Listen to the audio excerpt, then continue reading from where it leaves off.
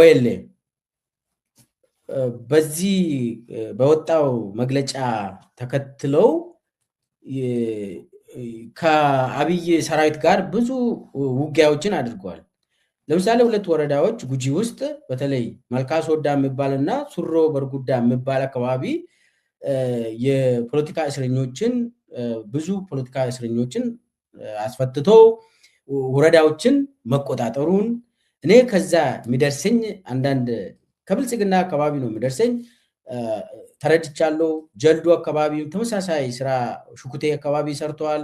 ሃሮሊሙ፣ ዲጋ ወረዳ፣ ሄበን አርሲ ወረዳ፣ ሰዮ ወረዳ ወደ ምዕራብ ኦሮሚያ፣ ሲቡ ሲሬ፣ ቦሴት እዚሁ አዳማ አካባቢ፣ ሆሮ ቡሉቅ ወደ ሰቀላ ከተማ ብዙ ቦታ በዚህ ከመግለጫው ተከትሎ እርምጃዎችን የወሰደ ከመከላከያ ሰራዊት ጋር ተዋግቷል፣ እየተዋጉ ነው። ይሄ ምንድነው የሚያሳየው? በሚቀጥለው 7 ቀናት እንግዲህ ሰፊ ውጊያዎችን እናካሂዳለን ብሏል ኦኤልኤ። ልክ ፋኖም አማራ ክልል ውስጥ እያደረገ እንዳለ ይሄ ምንድነው የሚያሳየው? አንደኛ ጦርነት እየተካሄደ ነው። ሁለቱም ክልል ላይ ጦርነት እየተካሄደ አብይ ግን ምርጫ አካሂዳለሁ ይላል።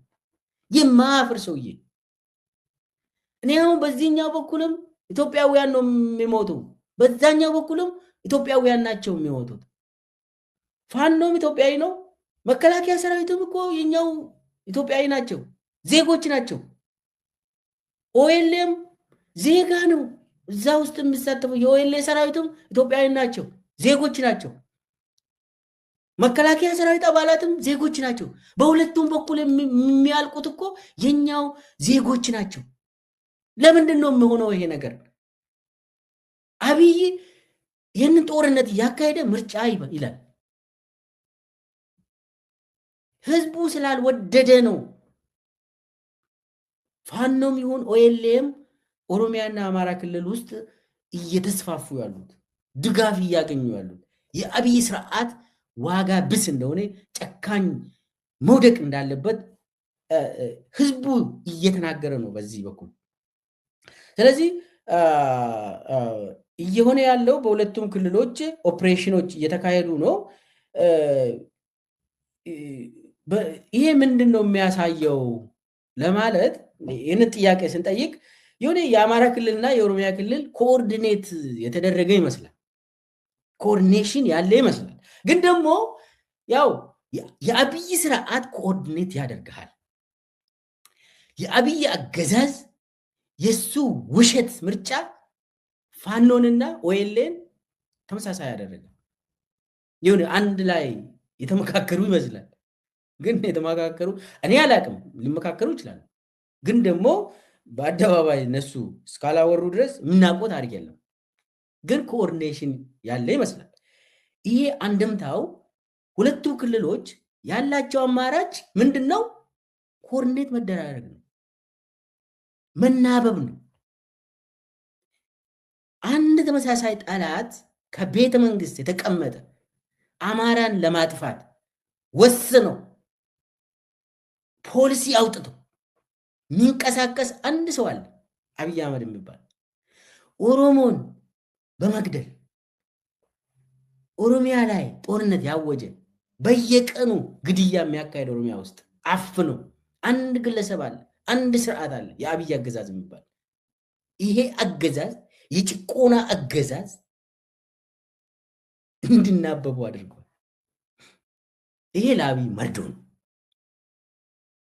አብይ በዚህ ሰዓት ተመሳሳይ መግለጫ ከአማራ ክልል ከኦሮሚያ ክልል መውጣት ለአብይ ይሄ ሞት ነው፣ ሞት ነው። ይህንን መስማት አይፈልግም። ፋኖና ኦኤልኤ እርስ በርስ መወነጃጀል አለባቸው ብሎ ያስባል እሱ። እንዴት ነው እነኚህ እንደዛ የሚያደርጉት? በቃ ብሎ አሁን የአብይ ፋርሴ ብለዋች ምንድን ነው እያሉ ያሉት? የኦኤልኤን በአፋን ኦሮሞ የተጻፈው መግለጫ ፋኖ ነው የጻፈለት እያለ ነው። ፋኖ ነው ለወይሌ መግለጫ የጻፈለት ይላሉ። ሰዋት ይብላቸው። አሁን አንደኛ ፋኖና ኦኤልኤ ግዴ ዜጎች ናቸው። አንድ ሀገር ውስጥ እስካሉ ድረስ ይናበባሉ ማለት ነው። አንድ ሀገር የጋራ ሀገር አላቸው። ህዝቦቹ የአማራ ህዝብም የኦሮሞ ህዝብም አብሮ ይኖራሉ፣ ለወደፊትም አብሮ ይኖራሉ። እኔ ዛሬ አልፋለሁ፣ ህዝቡ ግን ይቀጥላል። ዛሬ እኔ የተለያየ እንትን ጭንቅላቴ ውስጥ አስቀምጬ እንደ አብይ አይነት ህዝብን እያጋጨው ለተወሰነ ጊዜ መቆየት እችላለሁ። ግን ህዝቡ አብሮ ይኖራል፣ አብሮ ይቀጥላል። ባትነጋገርም ህዝቡ አብሮ ይቀጥላል። ችግር ያለብን እኛ ነን። ህዝቡ እየተሰቃየ ማንነጋገረው እኛ ነን ፖለቲከኞቹ። እና አሁን እየሆነ ያለው ምንድነው? ሳትወድ በግድ ትነጋገራለህ። ይሄ አብይ ስርዓቱ ራሱ አንድ ያደርጋል ማለት የሱ ጭቆና ራሱ እንድትናበብ ያደርጋል፣ እንድትነጋገር ያደርጋል። ያ ካላደረግከው ያው ተበታትነ ነው የምትመጣው። ስለዚህ አብይ የፈጠረው ችግር እንደ ኦፖርቹኒቲ መጠቀም አለብን።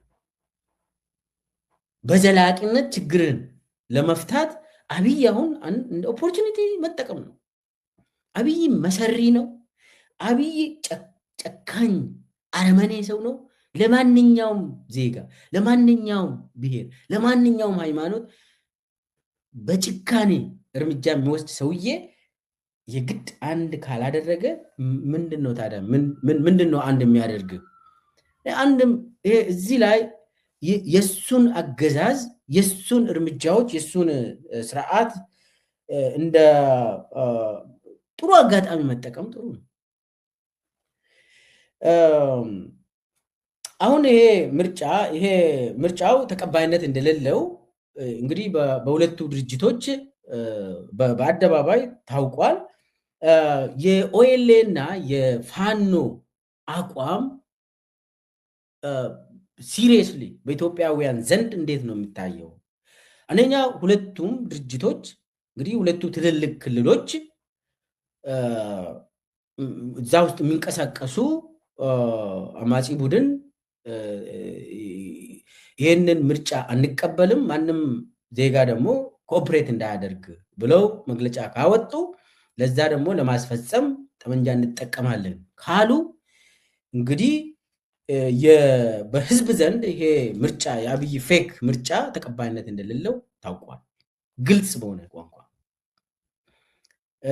ስለዚህ አብይ በኢትዮጵያ ዘንድም ማስመሰሉ በተለይ በሁለቱ ክልሎች ያው ትግራይ ጉዳይ በትግራይ ክልል የለም፣ ኦልሬዲ የተዘጋ ነው። እዛ አካባቢ ምንም ምርጫም ስለሌለ ይህንን ምርጫም እንደ ምርጫ የሚያዩት አይመስለኝም የትግራይ ክልል አስተዳደሮች። ስለዚህ ከዛ ቀጥሎ የአማራ ክልልና የኦሮሚያ ክልል ይህንን ምርጫ የማይቀበሉ ከሆነ በኦሮሚያ የሚንቀሳቀስ ኃይል በአማራ ክልል የሚንቀሳቀስ ኃይል የማይቀበል ከሆነ በሁለቱም ክልሎች ኢሊቶቹ ደግሞ የማይቀበሉ ከሆነ የኦሮሚያ ኢሊቶችም የማይቀበሉ ከሆነ የአማራ ኢሊትም የማይቀበል ከሆነ ሌሎቹ ዜጎችም የኢትዮጵያ ዜጎችም ከብሔር ጋር የማይቆሙ አሉ ዜጎች፣ እነሱ የማይቀበሉ ከሆነ ሌሎቹም እንደው አፋርም ይህንን ምርጫ የሚቀበል አይመስለኝም። ቤንሻንጉል ጉሙዝና ጋምቤላ የሚቀበል አይደለም፣ ደቡብም አይቀበሉም ይህንን ምርጫ። ስለዚህ የአብይ ምርጫ በኢትዮጵያውያን ዘንድም የወደቀ የከሸፈ ዋጋ ብስ የሆነ ምርጫ መሆኑን ያሳየበት ጉዳይ ነው። በተለይ ይሄ ሁለቱ ክልሎች በአብይ አይን የሚወዳደሩ ክልሎች ይባላሉ፣ ኦሮሚያና አማራ። በጌታቸው ረዳ አይን ደግሞ እሳትና ጽድ የሚባሉ ክልሎች ክላቸው እኮ የዛሬ 10 ዓመት 9 ዓመት ጌታቸው ረዳ እሳትና ጽድ ናቸው ብሎ ሲያወራ ነበር። አሁንም የአብይ አማካሪ ሆኖ ቁጭ ብለዋል። አሁንም ያ እሳትና ጭዱ እንትን ይላል። ወጥቼ ልናገር እንደ ምናምን ሊል ይችላል። ቢመደብ የመንግስት ኮሚኒኬሽን ኃላፊ ሆነው አሁን ጌታቸው ረዳ ቢመደብ ያው የሚያውቀውን ቮካብለሪ ይጠቀማል። ድሮ ማቅ ነበር ኦሮሚያና አማራ እሳትና ጭድ ናቸው፣ እንዴት ነው አብሮ የሚቆሙት? እንደው መሆን የለበትም ብሎ ያወራል። ኤኒዌይስ ምንድነው እንትኑ ክሎኩ ያው ዞሮ ዞሮ እዛው ነው የተመለሰው። እንትኑ ሰዓቱ ዞሮ የጌታቸው ረዳ ሰዓት ነው የሆነው፣ የአብይ ሰዓትም። ስለዚህ አሁን በኢትዮጵያውያን ዘንድ የወደቀ ምርጫ መሆኑን ያሳያል። አብይ የሚፈልገው ይህንን ምርጫ ለምንድን ነው? ቅቡልነት አገኘው፣ በኢትዮጵያውያን ዘንድ ተመርጫለው፣ በቃ እንግዲህ በፊርማችሁ ነው ያረጋገጣችሁት ብለው እሱ እንትኑን እየጻፈ ነው ንግግሩን። ከምርጫ ማግስት አሸነፍኩት፣ ምርጫ ቦርዱ አረጋገጠልኝ፣ ኢትዮጵያውያንም መረጡኝ፣ ትግራይ ክልል ብቻ ነው እና የተወሰነ አማራ ክልል እንደዚህ ምናምን፣ ከዛ በስተቀር ተመርጫለሁ ለማለት ድግሱ ላይ ለመናገር ጽሁፎችን ዳንኤል ክብረት ምናምን እየጻፉለት ነው። ያ እንግዲህ አሁን በጣም የሚሆን ነገር አይመስለኝም። አንዱ እንግዲህ በኢትዮጵያውያን ዘንድ ተቀባይነት የሌለው ምርጫ ነው።